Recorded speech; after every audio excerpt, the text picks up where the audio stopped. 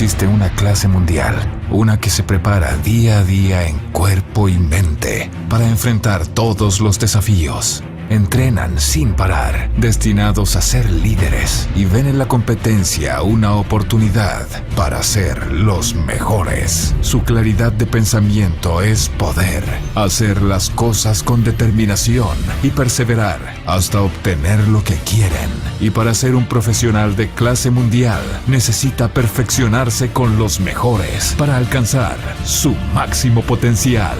Bienvenido a Seminarium, World Class Executive Education.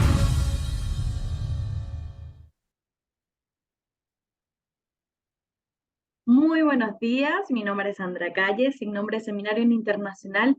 Le damos la más cordial bienvenida a nuestro webinar Gestión de la Diversidad e Inclusión.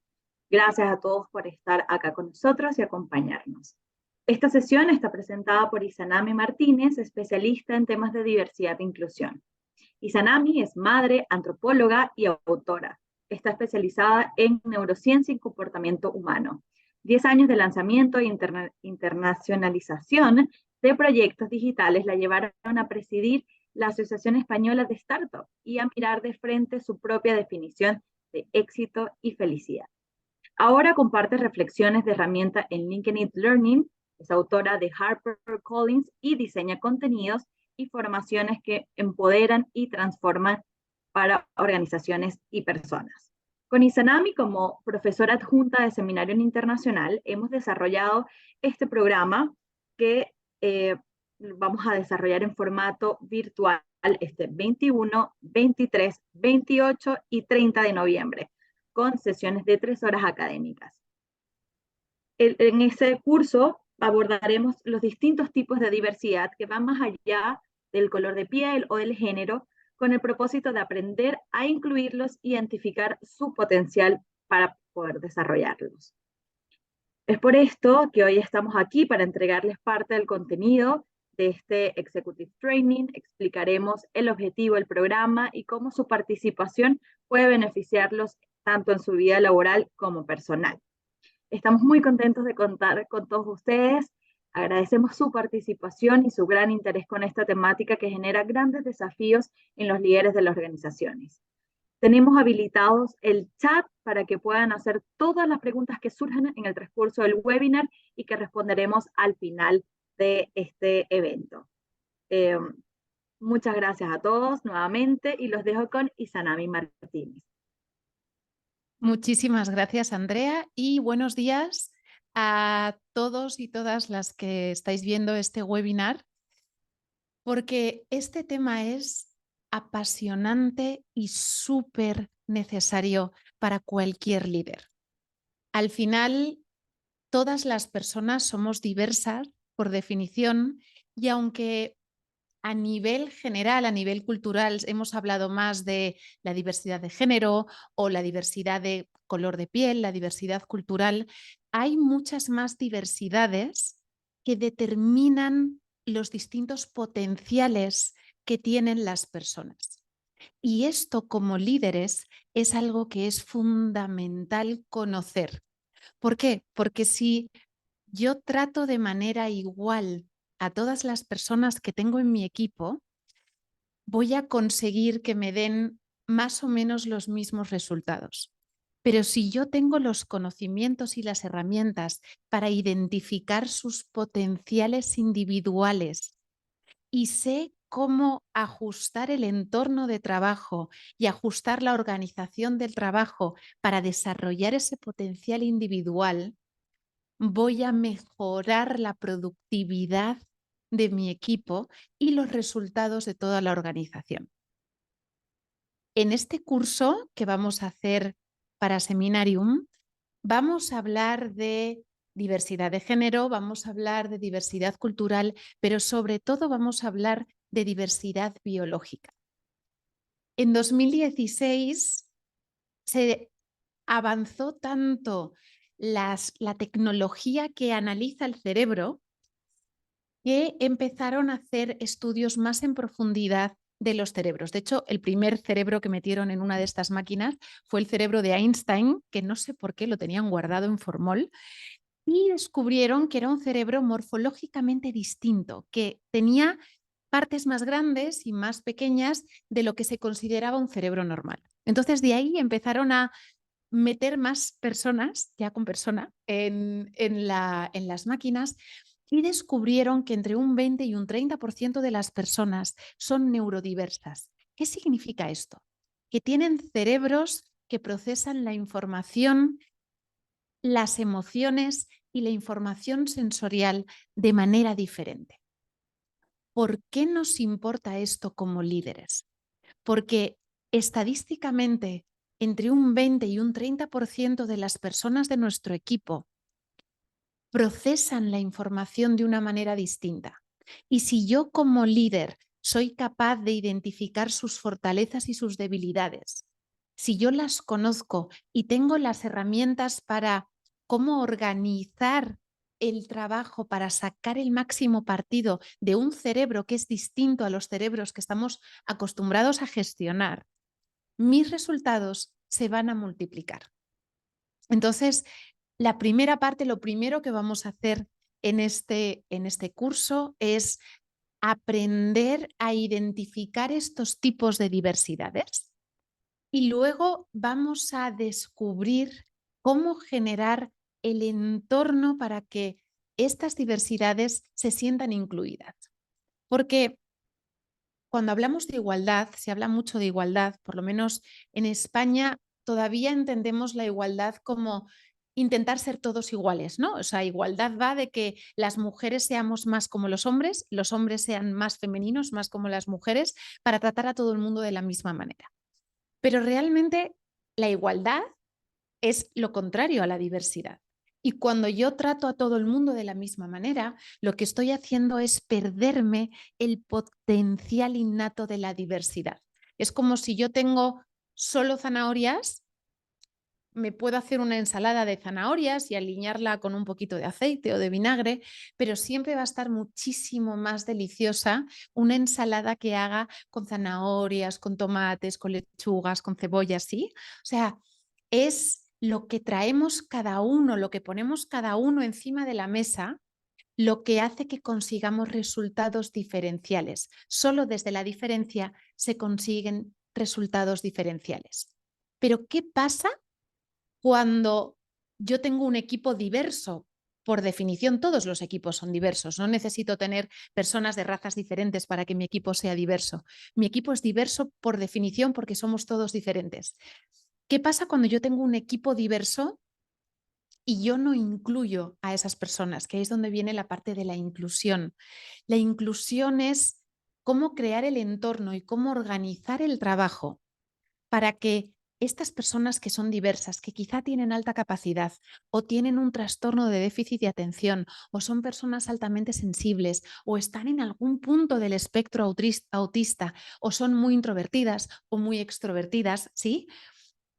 Cuando yo creo un entorno que incluye esas diferencias es cuando puedo aprovechar esos potenciales individuales.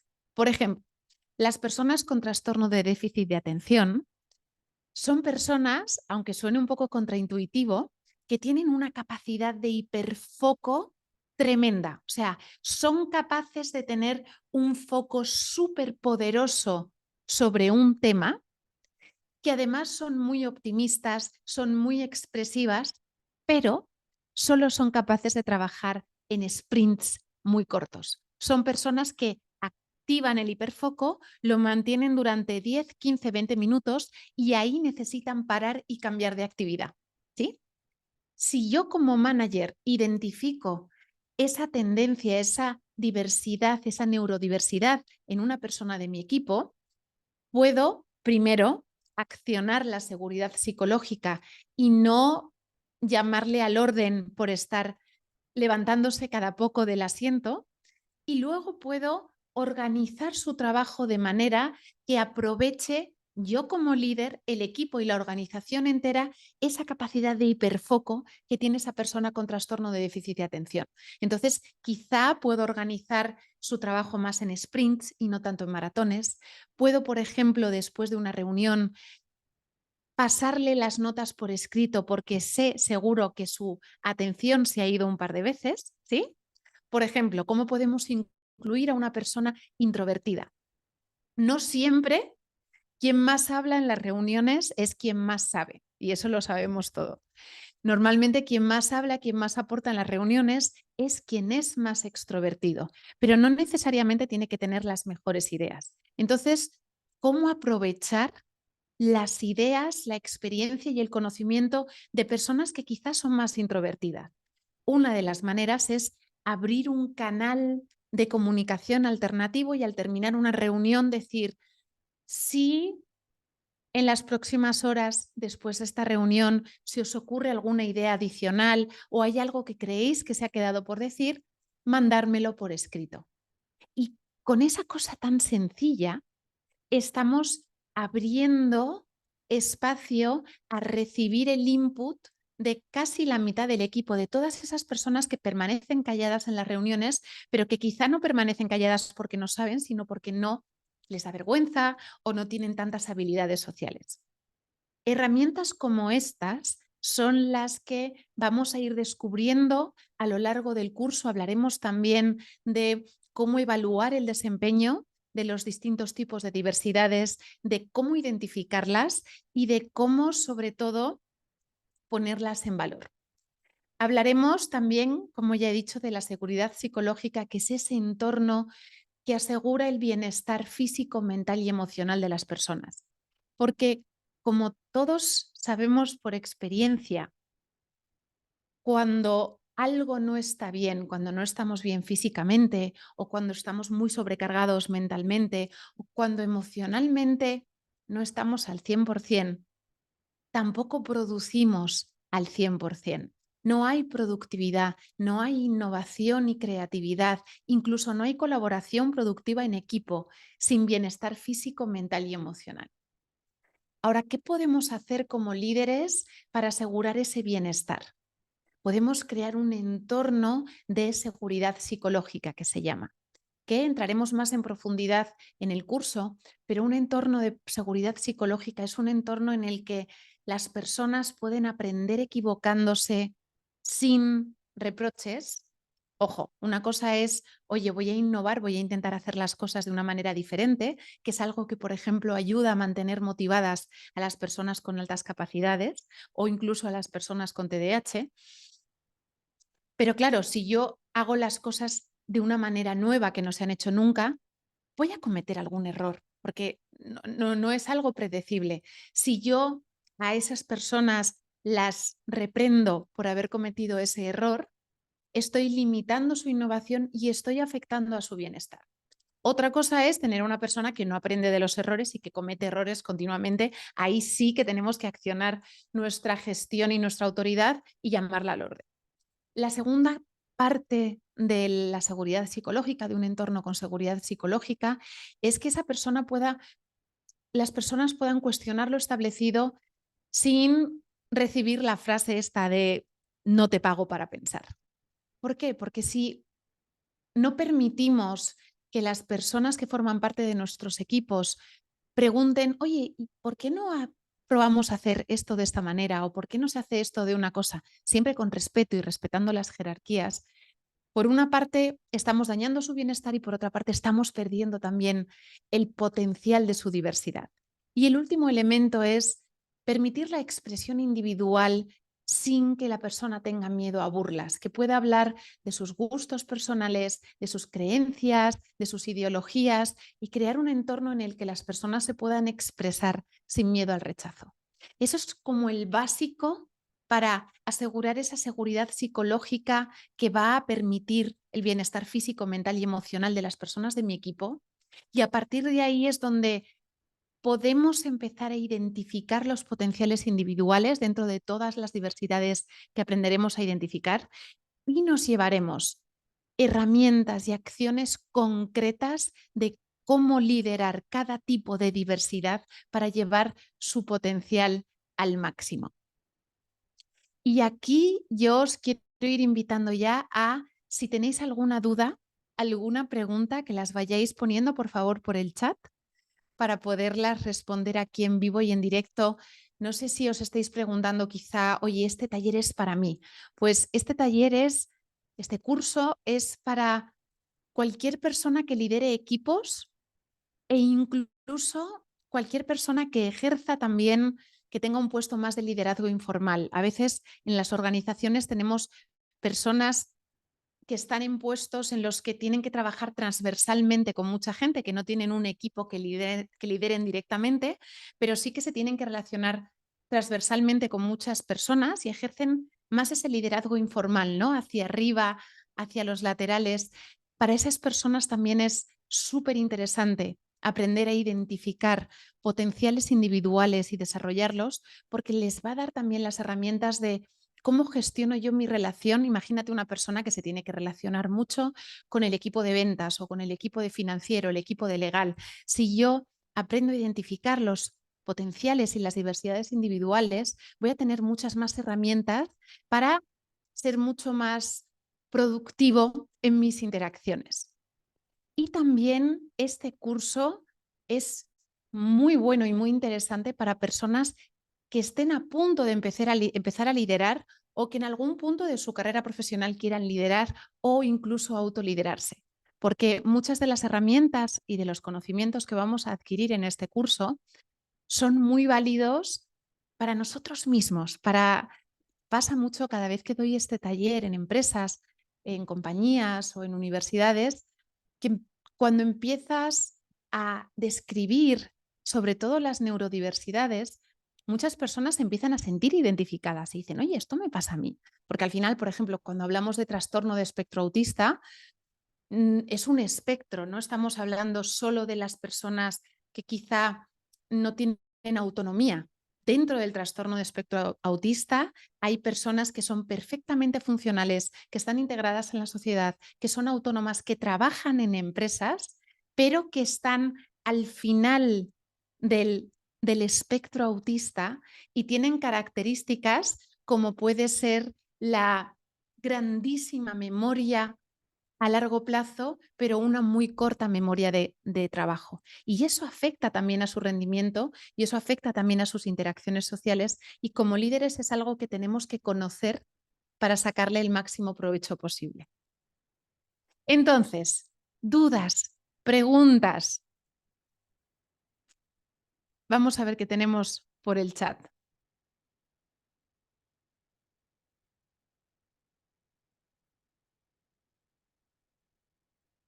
No se anima nadie. No lo he podido explicar tan bien así a la primera. Alguna duda tiene que haber seguro. Sí, y Sana, a mí me llegó una pregunta por interno que Dime. me dicen, ¿qué impacto tiene la diversidad en la productividad y la innovación de las organizaciones? Vale. Pues tiene un impacto absoluto y tiene un impacto determinante, porque al final la innovación surge de buscar nuevas respuestas a los problemas de siempre. Entonces, si yo tengo los mismos problemas y tengo una organización muy homogénea en la que trato a todo el mundo de la misma manera, va a ser imposible que de una organización homogénea salgan soluciones nuevas. Las soluciones nuevas a los nuevos problemas o a los problemas antiguos vienen de personas diversas, diversas culturalmente, diversas neuronalmente, con diversidad de género, con diversidad de historias. Es cuando permitimos que las voces diferentes hablen y las ponemos en valor, cuando realmente podemos innovar, desarrollar soluciones nuevas y convertirnos en organizaciones innovadoras. Tenemos, mira, hace Paulina una pregunta. ¿Qué papel juegan los prejuicios y los estereotipos en la diversidad e inclusión en Latinoamérica? Pues aquí hay una cosa súper interesante, Paulina, que de hecho trataremos también en los cursos, que es el tema de los sesgos y cómo los sesgos se convierten en prejuicios. Sin extenderme mucho para dar tiempo a responder más preguntas, pero nuestro cerebro no es inclusivo por naturaleza. De hecho, por naturaleza, nuestro cerebro, como su principal función es la de mantenernos con vida, es está diseñado para, de manera subconsciente y muy rápida, categorizar las cosas entre cosas peligrosas y cosas seguras.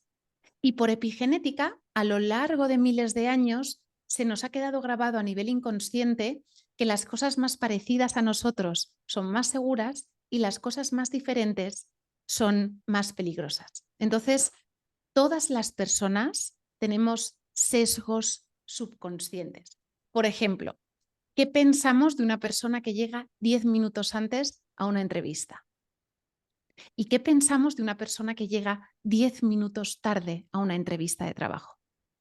Esa primera impresión va a tintar todos los juicios que yo haga posteriormente de esa persona, que es este sesgo de primera impresión. Entonces hablaremos también de los sesgos, porque estos sesgos, si bien son subconscientes y son innatos, nosotros tenemos la capacidad como seres humanos de evitar que se conviertan en prejuicios. Un prejuicio, un estereotipo, es cuando yo permito que ese sesgo inconsciente se convierta en un prejuicio consciente y que yo conscientemente declare las personas que son de este tipo actúan de este modo y lo convierto en una verdad universal. Entonces, uno de los primeros pasos para evitar ser discriminatorios con nuestras actitudes o con nuestras decisiones es hacer conscientes nuestros sesgos inconscientes para evitar que se conviertan en esos prejuicios y estereotipos que nos llevan a ser discriminatorios. Hay otra pregunta de Lilian que nos pregunta, ¿puede ser para alguna persona que no sepa nada de diversidad? Es literalmente para personas que no sepan nada de diversidad, porque de las diversidades que vamos a hablar, además de la diversidad de género y además de la diversidad del color de la piel, no quiero decir razas porque técnicamente las razas de humanos no existen. Fijaos que en los perros, por ejemplo, un labrador es Canem no sé qué nombre en latín y un chihuahua es Canem no sé cuántos con otro nombre en latín. Son razas diferentes que son genéticamente diferentes y aunque se puedan reproducir entre ellos, son razas distintas. Los humanos todos somos sapiens, o sea, tenemos el mismo nombre en latín y eso significa que hay una sola raza. O sea, es más que en vez de ser distintos como un labrador o un chihuahua, las diferencias que hay entre nosotros es más entre un labrador clarito o un labrador marrón más oscuro, un labrador más grande o un labrador más pequeñito, pero somos todos labradores. Esto es importante porque somos mucho más iguales a nivel basal de lo que nos imaginamos y por eso la discriminación es mucho más dura, porque esos prejuicios y estereotipos que tenemos de tratar a personas por debajo de nosotros, de sentirnos superiores, de yo me siento un labrador y siento que la otra persona es un chihuahua, no tienen absolutamente ninguna base biológica. Entonces, en este curso de lo que vamos a hablar es de esas diversidades que, teniendo el mismo valor humano y teniendo el mismo valor a nivel más capitalista, ¿no? El mismo valor profesional, hace que tengamos potenciales diferentes y que, aun siendo diversos y sin saber nada o sea, de lo que vamos a hablar en el curso son descubrimientos neurocientíficos de 2016 que todavía no están, no son mainstream, no están súper integrados, no se enseñan casi en ningún sitio y que es un conocimiento muy avanzado que aunque ya tengamos una base de conocimiento de diversidad de género, por ejemplo, o de diversidad sexual, de las diversidades que más vamos a hablar en este curso son diversidades de las que casi no se está hablando en ninguna parte. Tenemos tiempo para una pregunta más. A ver quién se anima. Tengo una pregunta, Izanami. Dime, ¿Cómo Andrea. pueden hacer esto los líderes o los gerentes en su rol, ya, para fomentar la diversidad si no es un tema cultural o no hay políticas de diversidad en las organizaciones? Pues ahí hay una estrategia sobre todo que se utiliza en los procesos de selección. En los procesos de selección, esto lo empezó a hacer un militar americano, de cuyo nombre no me acuerdo ahora mismo, pero la regla era básicamente, creo que era Harlet, no sé. La regla era básicamente que si había 3 candidatos para un puesto, había necesariamente que incluir un candidato más que fuera diverso. En este caso era el ejército norteamericano y entonces pues intentaron meter a personas blancas y negras porque había muy poca gente de color negro. Pero, por ejemplo, en empresas con las que yo trabajo aquí en España, lo empezaron a hacer con las mujeres. O sea, si para un ascenso interno o una contratación externa los 3 candidatos eran hombres, se obligaba a incluir un candidato mujer y que luego ganase el mejor. Pero lo que se empezó a hacer es incluir forzosamente en los procesos de selección. ¿Sabes cómo en los departamentos de compras que antes de aceptar una oferta tienes que pedir 3 presupuestos? Eso que se hace siempre en los departamentos de compras de las empresas. Pues un poco eso de, oye, en un proceso de selección, a la fase final tienen que llegar, pues en función de la diversidad que se identifique en la organización, que hay menos, pues hay, por ejemplo, organizaciones que por su sector o porque ya han hecho el trabajo, hay un ratio ya de mujeres en puestos de dirección que ya está bien y entonces pues esa diversidad ya la tienen cubierta, ¿no? Y de pronto nos vamos a sectores más como la minería y la ingeniería y les supone más reto, ¿no? Entonces es ese ejercicio sencillo de poner la norma de a la fase final tienen que llegar personas de las diversidades que estamos queriendo mejorar o incorporar más a nuestra organización sin luego forzar y contratar a alguien por ser mujer. A mí, por ejemplo, cada vez que me llaman para participar en una mesa redonda y me dicen, no, es que te hemos llamado porque no tenemos ninguna mujer, pues no. Pues no es bueno ni para la organización ni para la persona que te llaman de, no, te hemos llamado porque necesitamos una persona racialmente diversa y es como, qué bien. O sea, no va de eso, pero sí que va de esa igualdad de oportunidades, de permitir llegar a la última fase del proceso de contratación a personas diversas y luego que gane el mejor. Excelente, gracias por tu respuesta, Isanami. Tenemos 2 comentarios muy lindos en el chat. Uno es de Liliana Ramírez que dice, solo decir que me encantas y leí tu libro Vivir Notox, buenísimo. Y también tenemos Gracias, otro Lilian. comentario que dice, estoy amando la explicación. A veces es un poco difícil poner en palabras o en ejemplos la diversidad cuando tratas con personas con menos apertura a estos temas. Así que Total. si quieren saber más de este tema y escuchar a Isanami, que por cierto tienes una voz espectacular para explicar, Isanami, Gracias. pueden, pueden verla y escucharla durante todo el programa, que lo vamos a tener en los días que les comenté. Y bueno, si tienen alguna duda de cómo inscribirse a este programa, pueden hacerlo a través de ventas@seminarium.com. Acá nuestros ejecutivos de ventas los van a orientar en todas las dudas que tengan con respecto al horario, el contenido, eh, precio, entre otros detalles. Así que los invitamos a todos a participar. Por último, tenemos una última pregunta. Sé que estamos por finalizar, pero Paulina pregunta, ¿cuáles son los desafíos en términos de diversidad intergeneracional?